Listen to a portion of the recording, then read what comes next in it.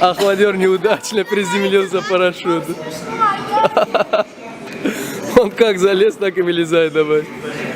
Неудачный бросок.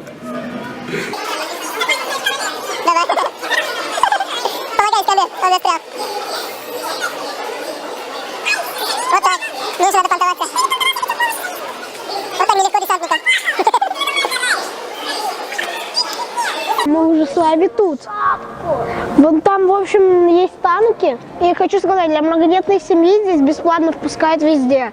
Так что приходите, даже если вы многодетные, и вы думаете, что у вас ребенок будет мешать. Нет, наоборот, он вам поможет бесплатно пройти и везде ходить. Смотрите, здесь всякие разные флаги. Национальный центр управления обороны Российской Федерации. Ребята, кто знает вот эта легендарная военная техника, как он называется? Про него есть еще советская легендарная песня, которую в школах мы пели. Все это мы помним. Благодаря этой технике, можно сказать, в конце мы победили войну. Пишите в комментариях, как он называется. Даже песня есть. Это подсказка. Даже вот Сабрина знает. Ну не говори, Сабрина, хорошо? Люди, ребята, приезжайте в этот парк в Кубинке. Он очень крутой, и вам понравится. Зал управления. Зал управления Российской Федерации. Здесь. Снаряды почти как я, и больше моего брата. А это самый брутальный ютубер, я вам хочу сказать. Он ничего не делает, всегда снимается, все, что хочет, делает. Мы обследуем этот танк СССР, написано «Гвардия». Он весь какой-то в чехлах. Но это правильно, но он старый, типа, чтобы не повредить. Вот дальше идут большие танки разные. Там даже вертолет, на который дети залезают. Сейчас отсюда мы... Самоходное артиллерийское орудие это. Самоходное артиллерийское орудие это. Я не знаю, что там папа сказал, ну ладно. Мне нравится лично, если честно. Очень круто. И еще берите какой-нибудь транспорт, самокаты лучше, потому что парк очень большой, вам придется передвигаться на своем транспорте, если нету машины. Я залез на БТРД какой-то, и это мужчина сказал. Дядя военный сказал, что это десантников возит. Этот БТР возит десантники. Или десантников, я не знаю, я что-то прослушаю. Смотрите! И, кстати, я не знаю сейчас, как БТРы были в прошлом, но современные БТРы, они ездят под водой. То есть над водой они едут. Обстреливаем. Я сумочку открыла. А тут патроны. Масле. Тут патроны. Они не пачкают. Они в масле. И что? Это чтобы не испортились.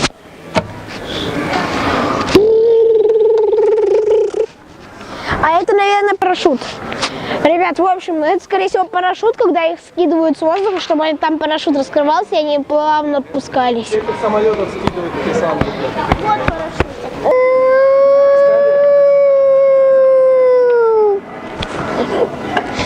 Молодой человек, как вам... Вон десантник. Ой, до свидания, я тут нашел свое счастье. Дружище, дай пистолет, дай автомат.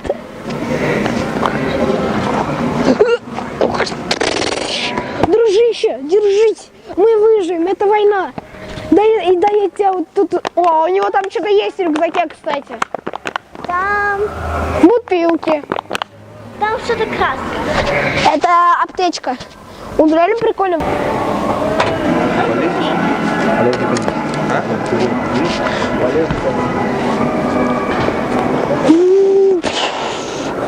Интересно, каково было бы, если бы меня покрутили тут?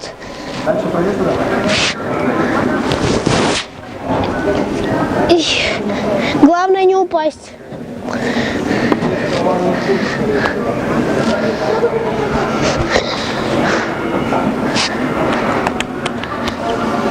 Тун-тун-тун.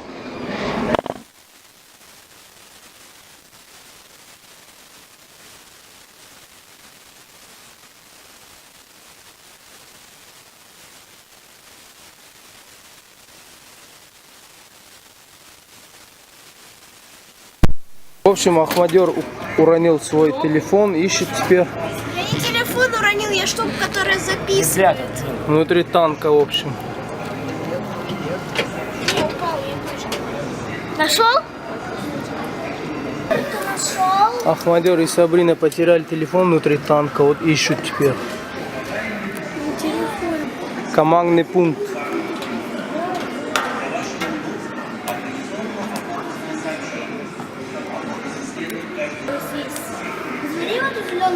Военный транспортный, который десантов скидывает. Там самолеты видно. С зеленой штукой. Переброской военной техникой занимается. Ахмадер залез, где танк маскировали, чтобы незаметно было врагам. Микрофон потеряли в танке.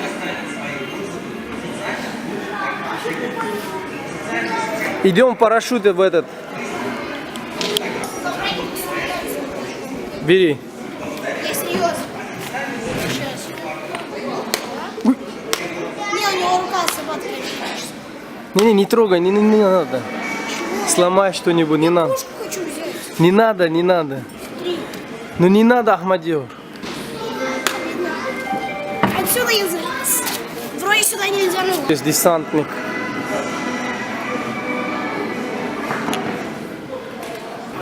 Это имитация парашюта. Давай быстрее.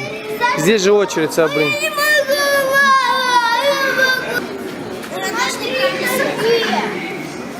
Что, хорошо в парашюте? Иди ко мне. Я хочу на парашют.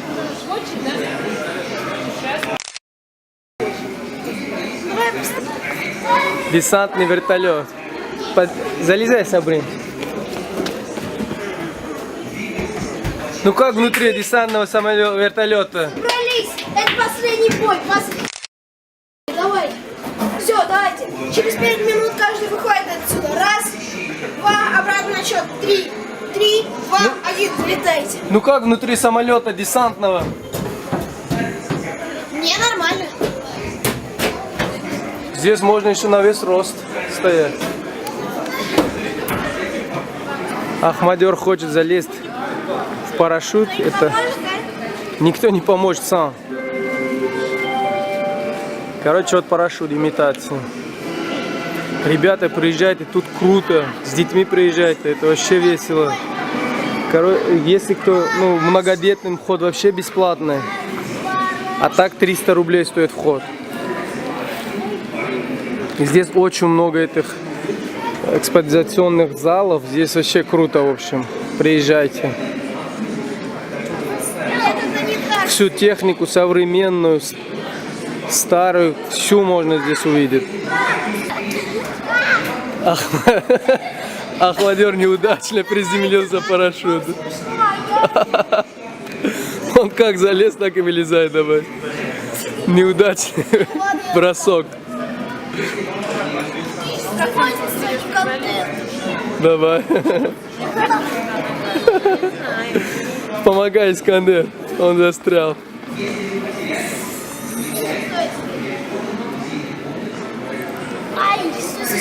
Вот так. Меньше надо понтоваться. Я не понтовался, я хотел полностью залезть. Вот так нелегко десантникам. Ты надо мной угораешь.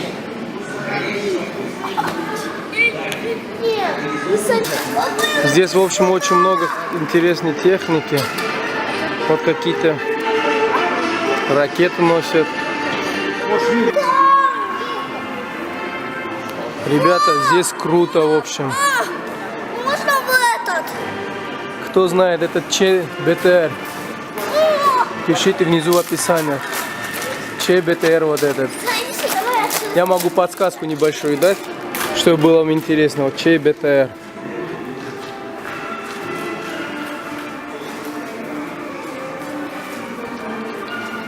Он участвовал в Кувейтско-Иракской войне 1990 года. Создан в 1952 году. Вот подсказка. ЧБТР. Пишите в описании. Это снегоход. Б8. По труднодоступным местным зимой по снегу добираться. Вот такую интересную создали. Моя машина.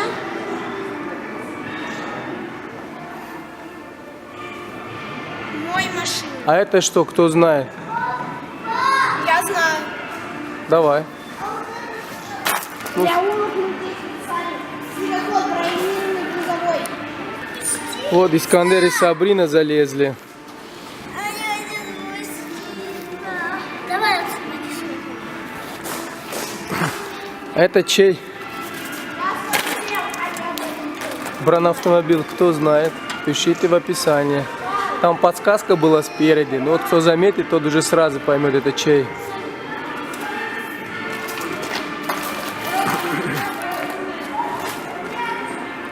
В общем, какая страна производитель? В 1960 году произведено. Это экспонаты фашистской Германии. Вот солдаты вермахта.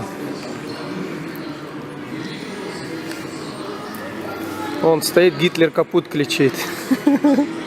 Дашлен фанташтен. Вот так одевались солдаты Гитлера. Адольф Гитлера. Это вот Лейкин танк, оказывается. Ни хрена себе автомобиль у них был какой большой. Вот сколько денег потрачено на эту войну, это ужас просто.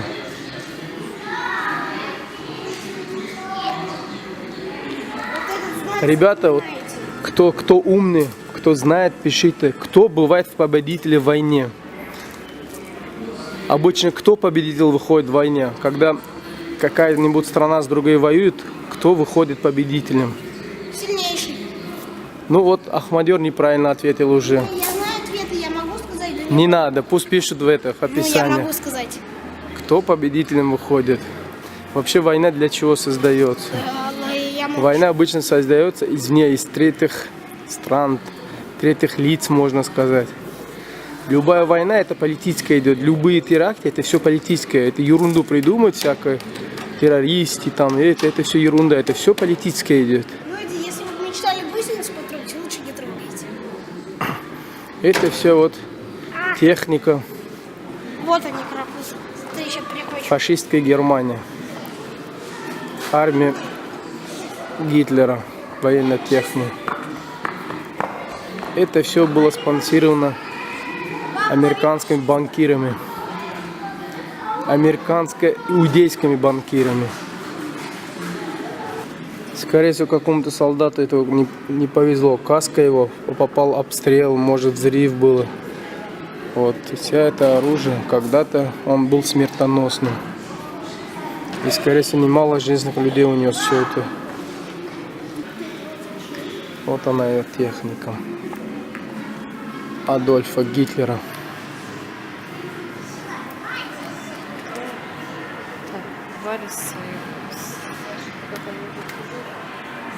Это уже советские.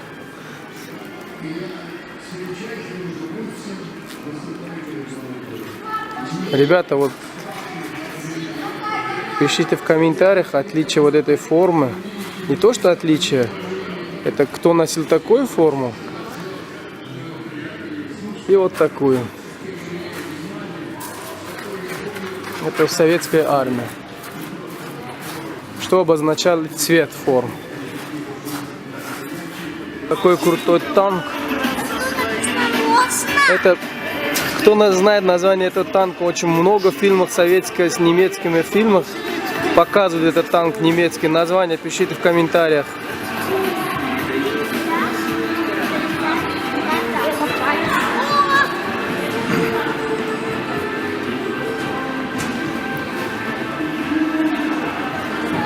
Тяжелый полугусечный тягач. Он по всем. Когда уже немцы поняли, что по российским дорогам нелегко проезжать, вот сделали такую машину. Приезжайте с детьми, детям будет здесь интересно. А историю расскажете, чтобы они не забыли о подвигах советского народа. А то иногда сейчас в телевизорах так преподносят, что это именно российско-немецкая война была. Нет, ребята, это была война между Европой и Советским Союзом. В принципе, вся Европа и с помощью Америки воевала против Советского Союза. Жизнью более 30 миллионов людей была одержана победа. Самоходная гаубица Су-150, немецкое производство. Вот он тоже участвовал в военном в войне отечественной, в общем. Вторая мировая война началась с 1939 года, и в территорию Советского Союза он пришел в 1941 году. Это уже американский легкий танк.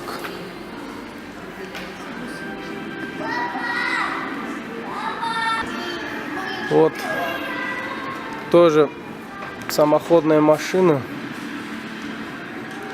Это, скорее всего, американское производство. А, оказывается, российским, ой, советским, то есть советским, извините.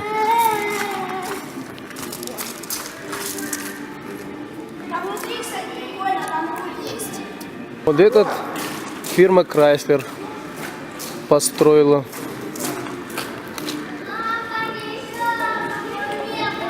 Скорее всего, для Советского Союза, что ли, советский солдат стоит. Ой, нет. Ну да, советский солдат. Танк с надписью «Сталинец», за Сталина, за Иосифа Виссарионовича Сталина.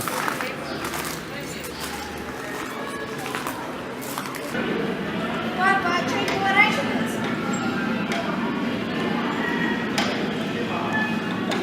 Гаубица 1938 года. Это немецкий танк Тигр. «Тигр». Тигр. 24/7 Тигр. С такими мощными танками все равно немцы проиграли войну. Тяжелый советский танк КВ-85. Честно, мне интересно на немецкий танк залезать. Он больше просто. Конечно, немецкий танк, он больше, у них больше железа было. Техника намного была впереди, немецкая. Вот с этих снарядов и стреляли. Они тяжелые очень. Да. Они примерно как я весят. Ребята, кому интересно, вот сейчас я танки буду показывать. Ну, в основном танки, БТРы, снегоходы. И потом переходим на авиацию. Она на улице представлена. Сейчас вот мы скоро уже туда дойдем. Вот кому интересно, мы как второй будем видеоролик. В одном это очень все много будет. Легкий полугусечный тягач был разработан, чтобы перевозить легкий груз, где труднодоступная местность. Ну, немцы, когда приехали в территорию России, увидели дорогу, офигели, скорее всего. Везде болото, бездорожье. Территория Советского Союза, точнее, извините. И ихняя техника не смогла проезжать. Благодаря климату, благодаря дорогам, конечно, было немцам тяжело продвигаться по территории Советского Союза.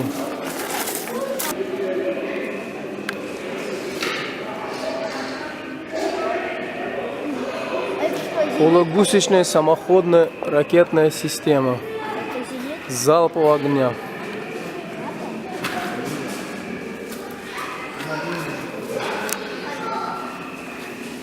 Ох, какой танк большой. Противотанковый САУ, оказывается, не танк. Это что-то крутое. Ребята, когда рядом стоит, это огромная техника. И все не представляют, как он огромный. Может, через окно вам кажется маленьким, но это вот примерно больше КамАЗа.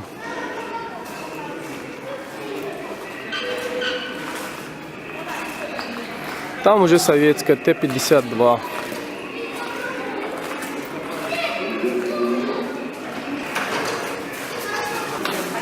Сколько много здесь экспонатов музейных, смертоносные железы, которые смерть приносили людям. Какой огромный танк. Это гильзы. Это его гильзы, это после стрельбы остается. Ребята, знаете, обычно мы смотрим, гордимся этой техникой, но военной техникой гордиться это нехорошо. Это война, это смерть приносит. Выгоды только получают банкиры и производители оружия. А стране, обычный народ в этих странах, где война происходит, никакой выгоды не получает. Только смерть, разрушение, горе людям, все. Больше никакой пользы не получает в стране от войны. Пользу получает это банкиры и производители оружия. Этот танк было произведено 1944 года в Уралмашзаводе. Он реально участвовал в войне. Скорее всего, попадание было. А нет, это лазерное наведение какое-то внутри вот. Тут написано, что он реально участвовал в войне. Скорее всего, он аккуратно участвовал, привезли, покрасили, поставили. Мет 82 миллиметровый это.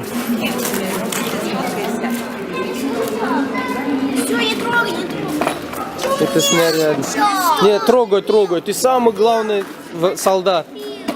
Ты можешь поднимать, он тяжелый, Искандер? А что это? Не пукнешь? Что это? Это снаряд, который вот отсюда стреляет. Ракета. В общем, нехорошая вещь, которая смерть приносит людям.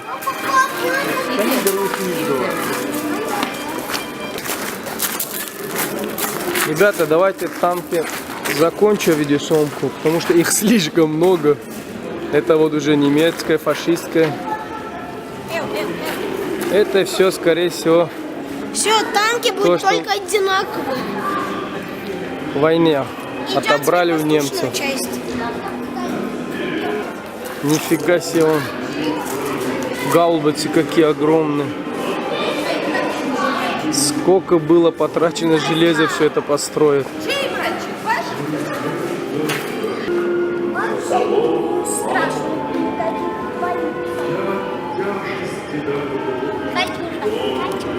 Первый раз узнал здесь, что вот это юрту.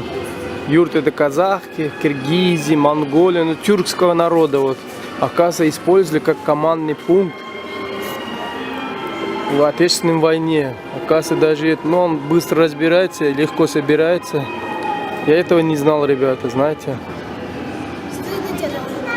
Стыдно, конечно, не знать. Ребята, вот на самом деле, я уже сколько раз повторяю, приезжайте. Здесь вот это звук, атмосфера, музыка.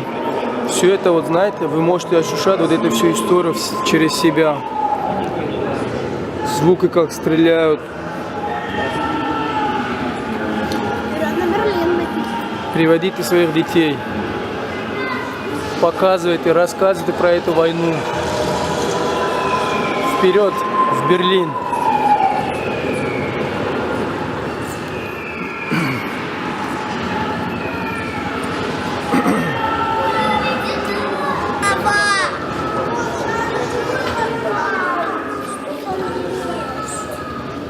Такие самоходные.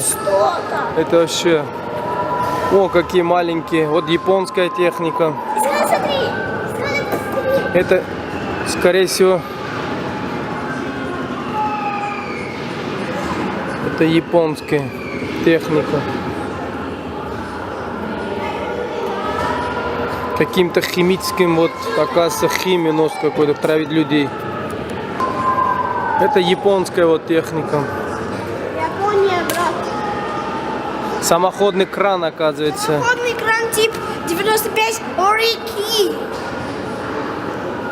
Бронетранспортер Трезия тип Соки.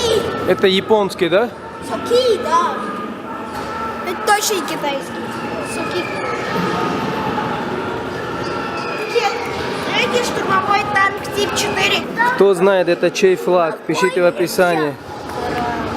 Это я вопрос так задаю, вам будет просто интересно изучать свои знания.